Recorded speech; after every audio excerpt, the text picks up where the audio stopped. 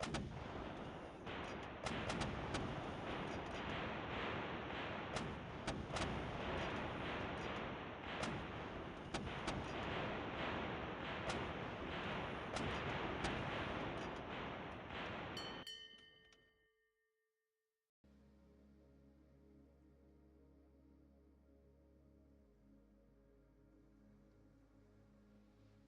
welcome back to the tutorial. Today, on this tutorial, we're dealing with Adrift. As you can see, my dial here is north. This is north, table edge, and the wind is blowing southeast. Okay, great for southeast. Drift token and HMS Isabel. Okay, we take our movement template, or knots template if you want to call it, whichever, and we're going to turn it this way. So the way I have it, that she moves back with the wind at 3 inches. Okay, so we'll move her back, straight back, and that's basically it. Now she can turn because it's classed as a level of sail, is a drift. So we're going to take this template, we're going to place it in the back here, and we're going to turn her once, and that's the sails turning the vessel because they turn at 45. We'll move that token out the way a minute. Bring her back round again to the edge, and then turn her again using the rudder and the sails to bring her a complete 90 degrees. Now she's now ready. Take away the drift. She's now ready to set sail or level sail for the next turn. Full sails, battle sails, or light sails. Okay, and that's basically it. That is Adrift. Alright, okay. Now, while she's adrift, she's also allowed to sail, she gets a +1 to hit. Okay, so we'll do that again. Place it back. The wind is blowing southeast, and you take the ruler, you move her back 3 inches, take your ruler, spin it round, and we're going to move her back, turn it 45, and then bring this round and turn it another 45, and that's your 90 degrees turn, ready to set sail at full sails or battle sails next turn. Now let's do it again. Do it again. We're going to use this. So let's bring her up a little bit, move her up there a bit more, and we're going to pull her back 3 inches. Oh, there we go, keeping that position. Take your template, now use this edge against the vessel there.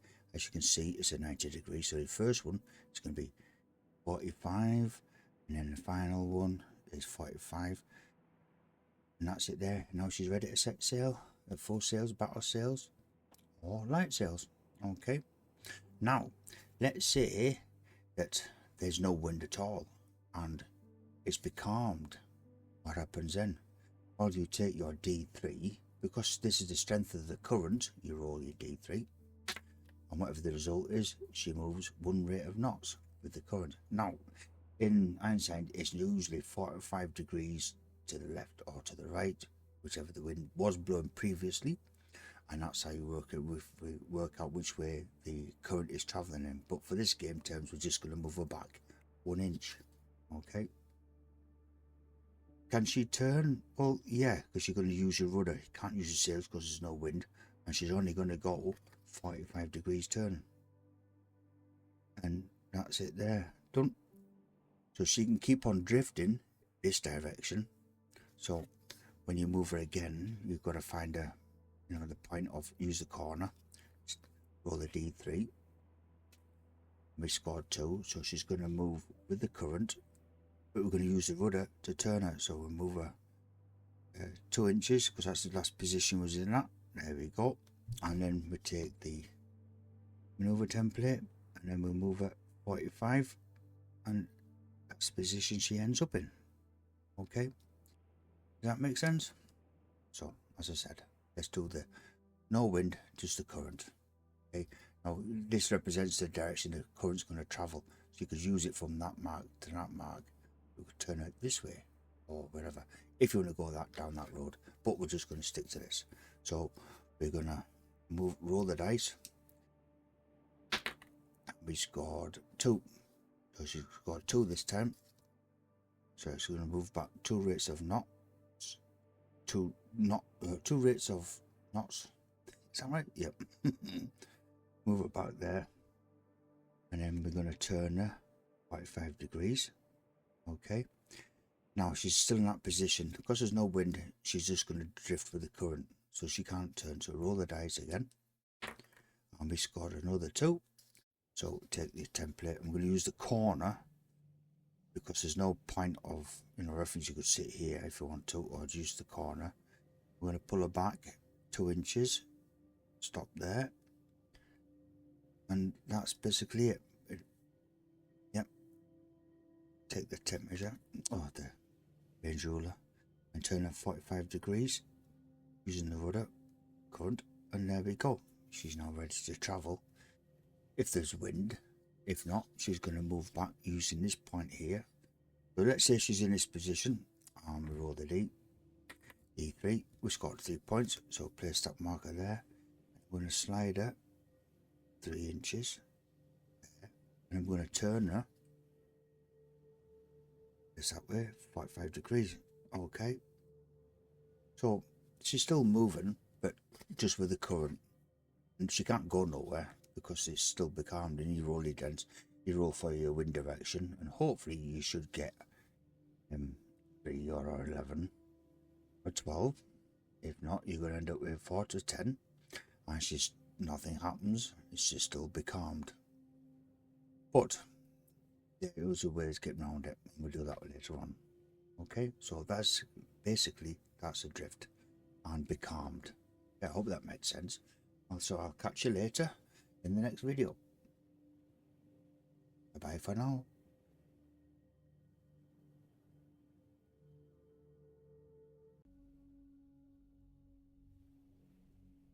Welcome back for another tutorial.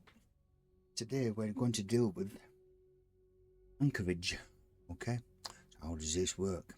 So we're going to place the anchor this side, or you can place it here if you wish. It doesn't matter. It's either going to be the bow, or starboard, or port side. Okay, so we're going to just place it this direction here, in this position here. And the way this works is, let's move this over a wee bit. We now have to roll for wind, and we scored a 5. It's the wind indicator here using a D8. The arrow shows the direction of the wind is travelling, as this is north. That's the table edge that way. Wind is travelling this way, so it's coming in at a southwest direction. Now we need to know what the depth of the water is. So we roll a D3, and it's 3 inches. So if you take your measuring stick, line up this direction here, and we're going to move the vessel back using the base 3 inches. Okay, you can use your this point here if you want to, this little mark if you want to, or you just keep it as it is. All right, now then, let's say if the wind changes direction, and she turns to in north, so, or let's say southwest, which is number 7. That's where the wind is now turning. Now she's not going to sail over there. She's going to turn at 3 inches from the markers. If you place it, like sit on the edge of your anchor and place this vessel like so. So she is now in line with the wind. So the wind is traveling this direction, as you can see. Okay, so she can do a complete 360 around the anchor. So yeah, and that's basically it. That is how it works. Now let's say if she's anchored, and we're an inch away from this anchor, and the wind is coming from the north, so we need to change that to a 4. So she's heading south, but we don't want the vessel to move because she's a blockade of other vessels, maybe in straight lines. Now there may be another vessel down at this end, and that's deployed its anchor. There's nothing to stop you from taking one of your rowboats, taking the line from the stern of the ship and attaching it to the anchor rope of this ship. Okay, and that gives you a blockade of vessels. There'll be another ship here, another anchor, and so on and so on. Okay, and that's basically it. That's how you keep your vessel stationary. You're deploying 2 anchors at either end. Or if the ship's got 2 anchors, you play one either end. No matter which way the wind is going, she's not going to move. Okay. And she also gets a 2+ to hit when she's anchored. And that's basically it. I hope that was helpful. And I'll catch you again in the next video.